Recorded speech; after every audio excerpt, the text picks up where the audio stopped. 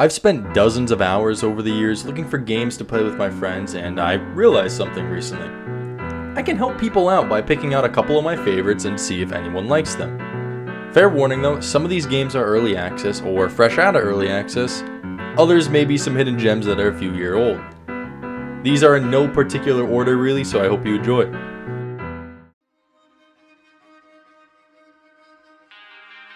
Corekeeper is a top-down sandbox game that's like a mix of Stardew Valley and Terraria featuring survival and crafting mechanics. Players gather resources by digging or mining these square tiles made of different materials, using them to craft tools, workbenches, and a furnace. Food correlates with your health and resistances in this game, so if you have good food, you have bonus stats. This and the base building is what really made the game for me. Defeating bosses unlocks new items and NPC merchants. There's various playstyles, skill points, character customization, and regular updates. Corekeeper will keep you entertained for a long time. So with up to 3 players, Deceive Inc. is a multiplayer battle royale game where players compete in a world of international espionage. Players use gadgets to disguise themselves, develop skills, and complete objectives.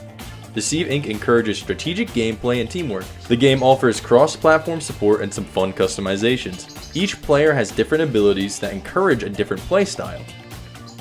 Your goal is to conduct a heist, infiltrate a facility, hack all the mainframe terminals, steal a package, and escape, all while other groups are trying to do the same.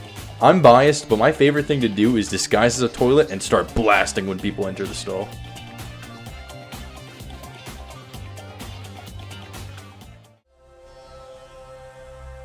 If you're a furry, then here's your game. In this cooperative action game, 1 to 4 players embark on a journey through 4 zones with multiple levels filled with rooms that must be cleared progressively. Each level is randomly generated and concludes with a challenging boss encounter.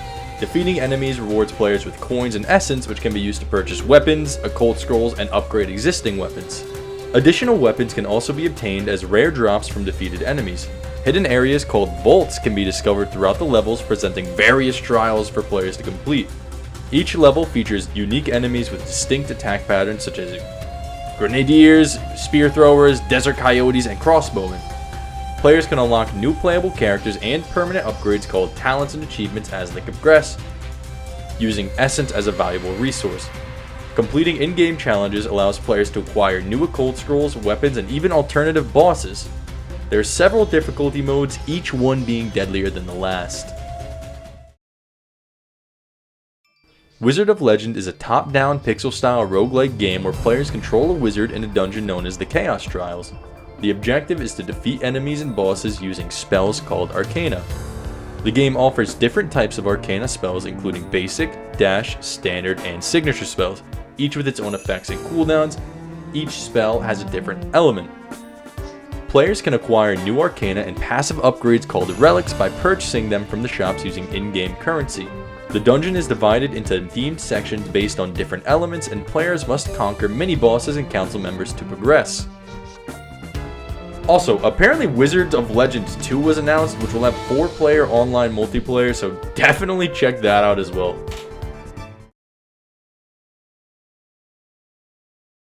This game holds a special place in my heart and is one of the only games I've actually written a review for and recommended on Steam. It's essentially a chimera of other games, pulling small aspects from a lot of different games and perfects them or just does them extremely well. Crafting, leveling, upgrading, magic, climbing, quests, building, combat, taming, farm, automation, technology, music, graphics, lighting, and even enchantments. There's everything in this game.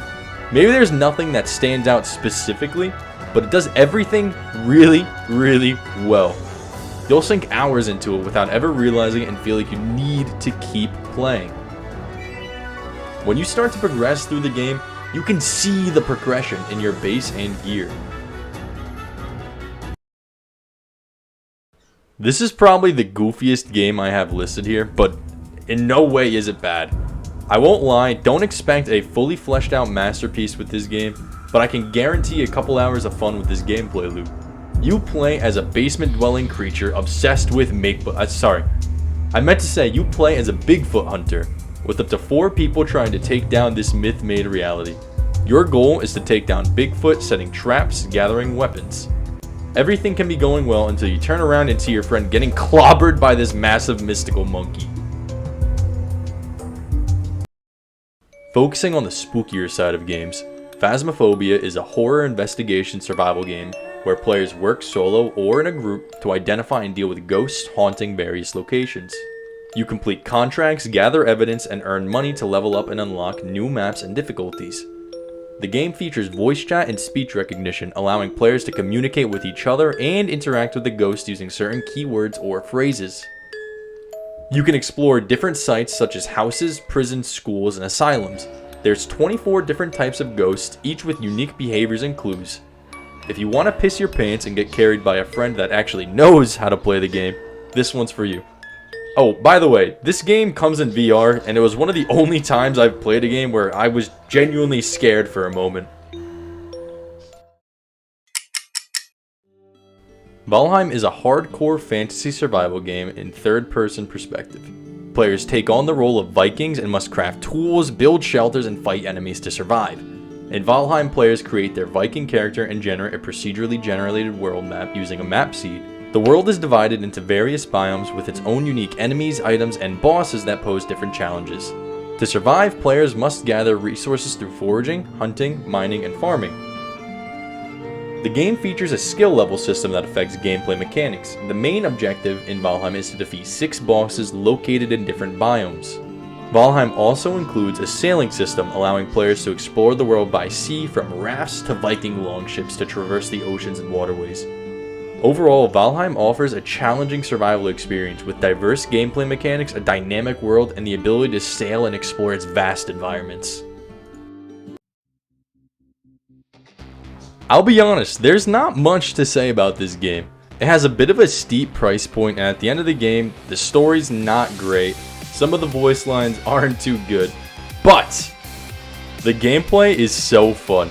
It's just an old school way to take down zombies in the most brutal way possible.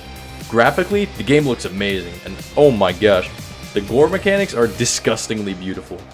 Play as one of several survivors with a new upgrade tree to mold your survivor into your playstyle. Run around, do quests, and obliterate any zombie that's in your way. I'd definitely grab this game during a sale or something though.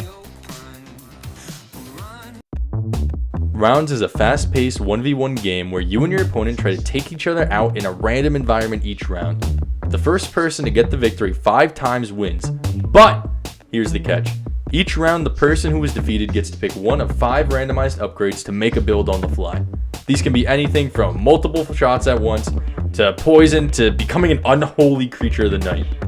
There's a bunch of goofy upgrades, and this is definitely one of my favorite games to play with a friend when you don't have a lot of time to kill or are just downloading a different game. I think there's a mod to get more than 2 players, but I'll leave that to you.